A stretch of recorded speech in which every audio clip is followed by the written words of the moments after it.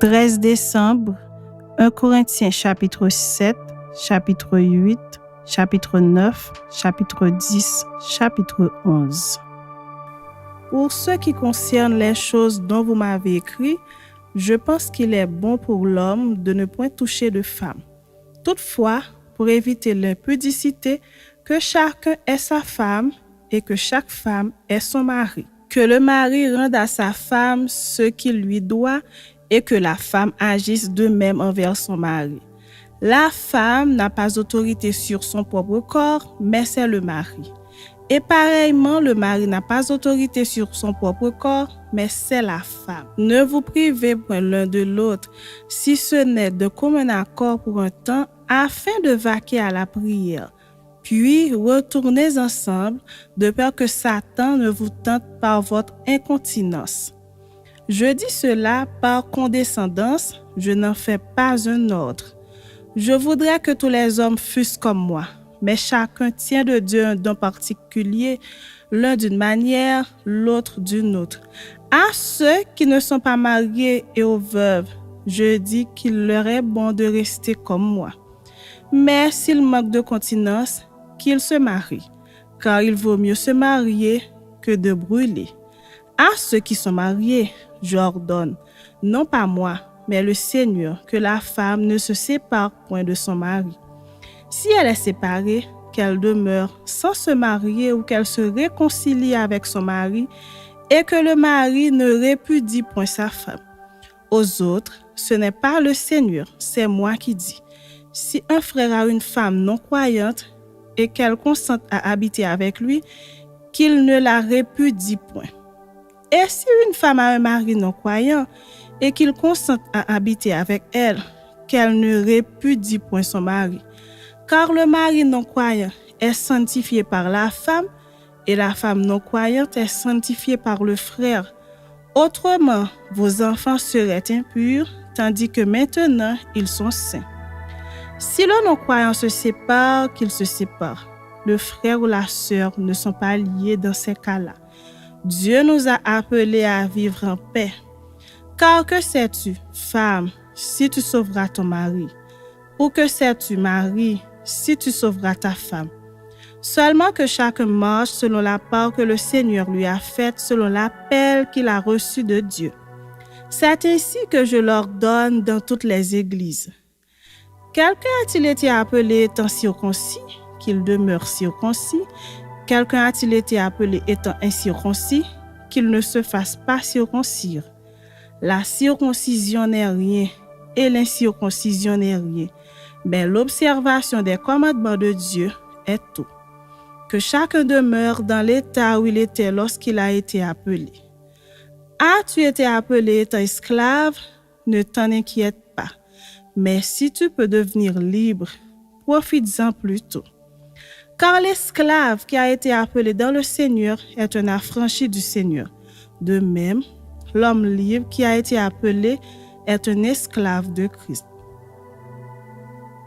Vous avez été rachetés à un grand prix. Ne devenez pas esclaves des hommes. Que chacun, frère, demeure devant Dieu dans l'état où il était lorsqu'il a été appelé. Pour ce qui est des vierges, je n'ai point d'ordre du Seigneur, mais je donne un avis. Comme ayant reçu du Seigneur miséricorde pour être fidèle, voici donc ce que j'estime bon, à cause des temps difficiles qui s'approchent. Il est bon à un homme d'être ainsi. Es-tu lié à une femme? Ne cherche pas à rompre ce lien. N'es-tu pas lié à une femme? Ne cherche pas une femme. Si tu t'es marié, tu n'as point péché. Et si la Vierge s'est mariée, elle n'a point péché. Mais ces personnes auront des tribulations dans la chair, et je voudrais vous les épargner. Voici ce que je dis, frères, c'est que le temps est court, que désormais, ceux qui ont des femmes soient comme n'en ayant pas, ceux qui pleurent comme ne pleurant pas, ceux qui se réjouissent comme ne se réjouissant pas, ceux qui achètent comme ne possédant pas, et ceux qui usent du monde comme n'en usant pas, car la figure de ce monde passe. Or, je voudrais que vous fussiez sans inquiétude. Celui qui n'est pas marié s'inquiète des choses du Seigneur, des moyens de plaire au Seigneur. Et celui qui est marié s'inquiète des choses du monde, des moyens de plaire à sa femme. Il y a de même une différence entre la femme et la vierge. Celle qui n'est pas mariée s'inquiète des choses du Seigneur afin d'être sainte de corps et d'esprit. Et celle qui est mariée s'inquiète des choses du monde, des moyens de plaire à son mari. Je dis cela dans votre intérêt. Ce n'est pas pour vous prendre au piège, c'est pour vous porter à ce qui est bienséant et propre à vous attacher au Seigneur sans distraction. Si quelqu'un regarde comme déshonorant pour sa fille de dépasser l'âge nubile et comme nécessaire de la marier, qu'il fasse ce qu'il veut, il ne pêche point qu'on se marie. Mais celui qui a pris une ferme résolution, sans contrainte et avec l'exercice de sa propre volonté, et qui a décidé en son cœur de garder sa fille vierge, celui-là fait bien. Ainsi, celui qui marie sa fille fait bien, et celui qui ne la marie pas fait mieux. Une femme, elle est aussi longtemps que son mari est vivant, mais si le mari meurt, elle est libre de se marier à qui elle veut, seulement que ce soit dans le Seigneur. Elle est plus heureuse, néanmoins, si elle demeure comme elle est, suivant mon avis. Et moi aussi, je crois avoir l'Esprit de Dieu. Chapitre 8. Pour ce qui concerne les viandes sacrifiées aux idoles, nous savons que nous avons tous la connaissance. La connaissance enfle, mais la charité édifie. Si quelqu'un croit savoir quelque chose, il n'a pas encore connu comme il faut connaître. Mais si quelqu'un aime Dieu, celui-là est connu de lui. Pour ce qui est donc de manger des viandes sacrifiées aux idoles, nous savons qu'il n'y a point d'idole dans le monde et qu'il n'y a qu'un seul Dieu. Car s'il y a des êtres qui sont appelés Dieu, soit dans le ciel, soit sur la terre, comme il existe réellement plusieurs dieux et plusieurs seigneurs, néanmoins pour nous, il n'y a qu'un seul Dieu, le Père, de qui viennent toutes choses et pour qui nous sommes, et un seul Seigneur, Jésus-Christ, par qui sont toutes choses et par qui nous sommes. Mais cette connaissance n'est pas chez tous. Quelques-uns, d'après la manière dont ils envisagent encore l'idole, mangent de ces viandes comme étant sacrifiées aux idoles et leur conscience qui est faible en est souillée. Ce n'est pas un aliment qui nous rapproche de Dieu. Si nous en mangeons, nous n'avons rien de plus. Si nous n'en mangeons pas, nous n'avons rien de moins. Prenez garde, toutefois, que votre liberté ne devienne une pierre d'achoppement pour les faibles. Car si quelqu'un te voit, toi qui as de la connaissance, assis à table dans un temple d'idole, sa conscience à lui qui est faible, ne le portera-t-elle pas à manger des viandes sacrifiées aux idoles? Et ainsi le faible périra par ta connaissance, le frère pour lequel Christ est mort. En péchant de la sorte contre les frères et en blessant leur conscience faible, vous péchez contre Christ. C'est pourquoi, si un aliment scandalise mon frère, je ne mangerai jamais de viande, afin de ne pas scandaliser mon frère. Chapitre 9. Ne suis-je pas libre? Ne suis-je pas apôtre? N'ai-je pas vu Jésus notre Seigneur? N'êtes-vous pas mon œuvre dans le Seigneur? Si pour d'autres je ne suis pas apôtre, je le suis au moins pour vous, car vous êtes le sceau de mon apostolat dans le Seigneur. C'est là ma défense contre ceux qui m'accusent. N'avons-nous pas le droit de manger et de boire? N'avons-nous pas le droit de mener avec nous une sœur qui soit notre femme, comme font les autres apôtres et les frères du Seigneur et Céphas? Ou bien, est-ce que moi seul et Barnabas, nous n'avons pas le droit de ne point travailler? Qui jamais fait le service militaire à ses propres frais? Qui est-ce qui plante une vigne et n'en mange pas le fruit? Qui est-ce qui fait paître un troupeau et ne se nourrit pas du lait du troupeau? Ces choses que je dis, n'existent-elles que dans les usages des hommes? La loi ne les dit-elle pas aussi? Car il est écrit dans la loi de Moïse, tu n'émuselleras point le bœuf quand il foule le grain, Dieu se met-il en peine des bœufs ou parle-t-il uniquement à cause de nous?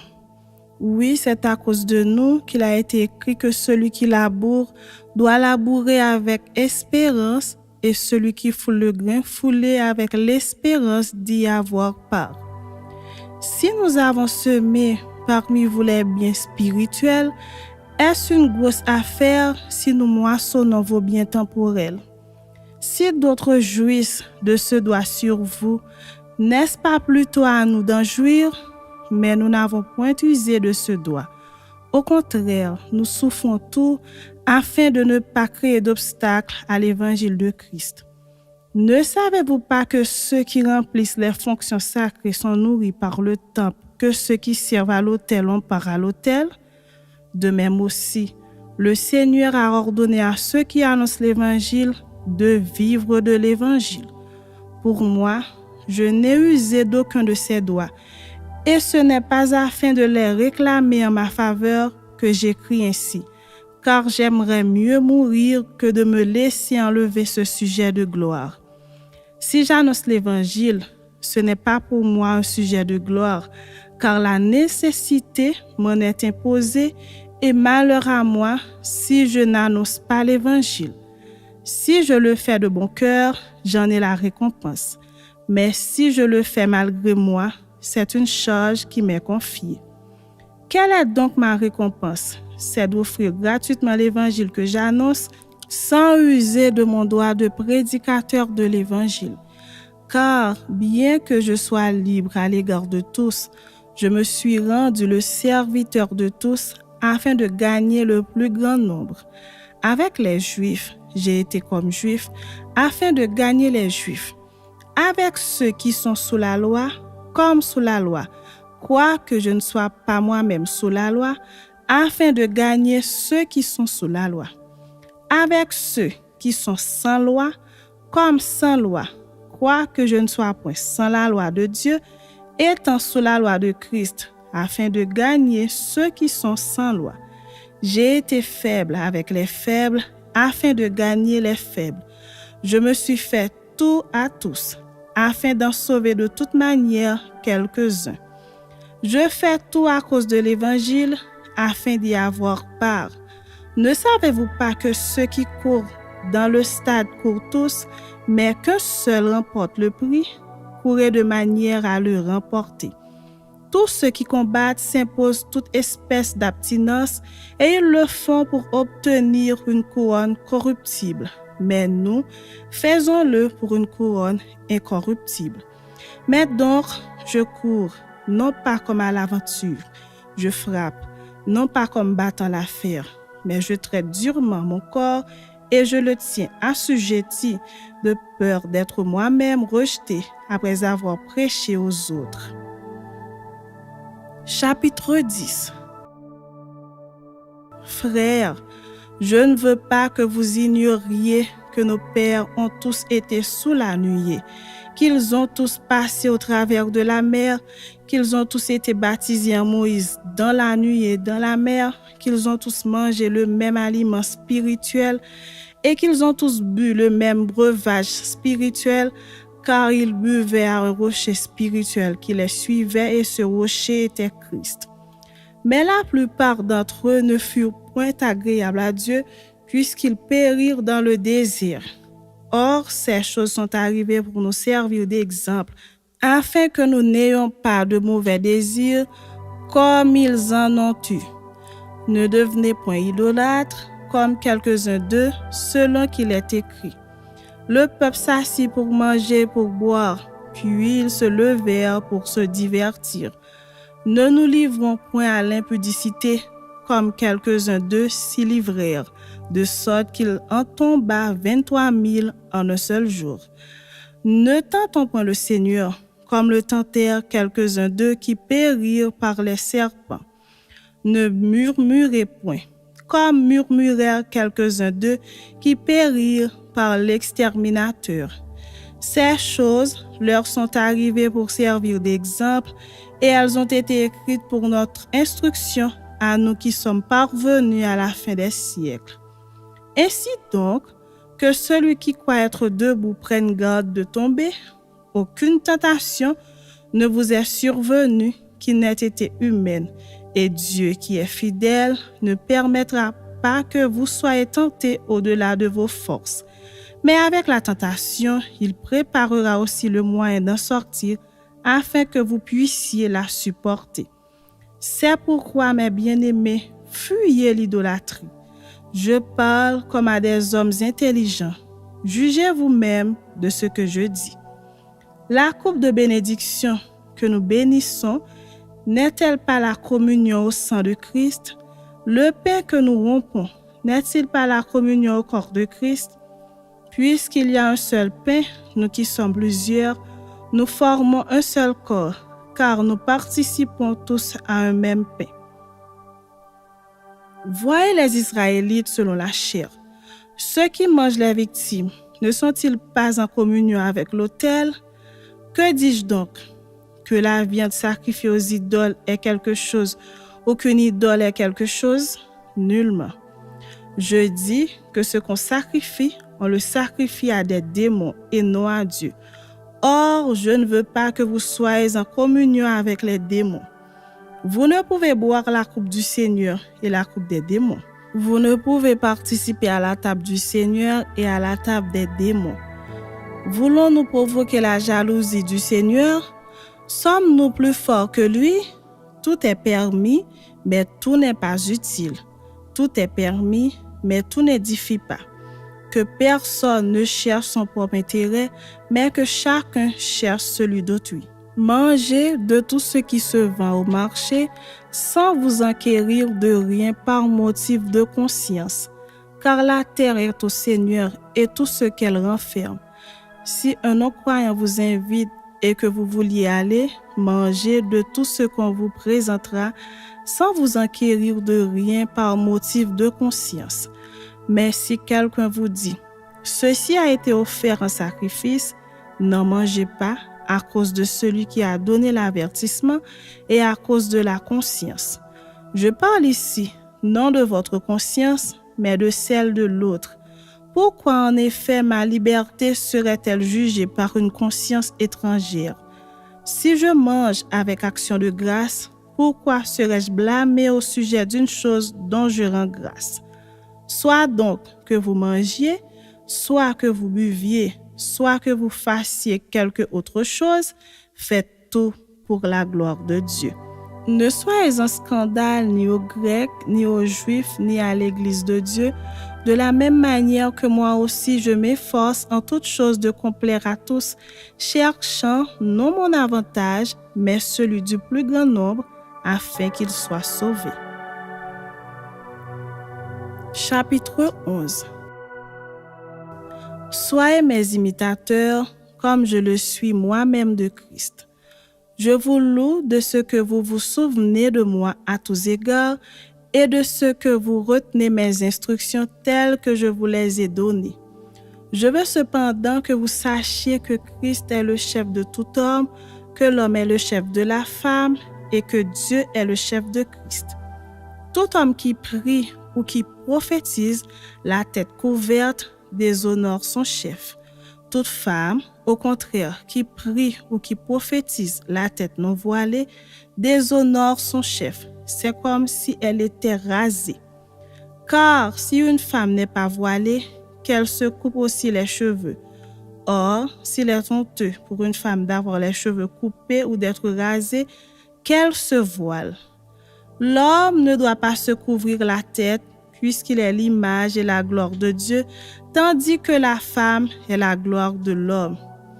En effet, l'homme n'a pas été tiré de la femme, mais la femme a été tirée de l'homme.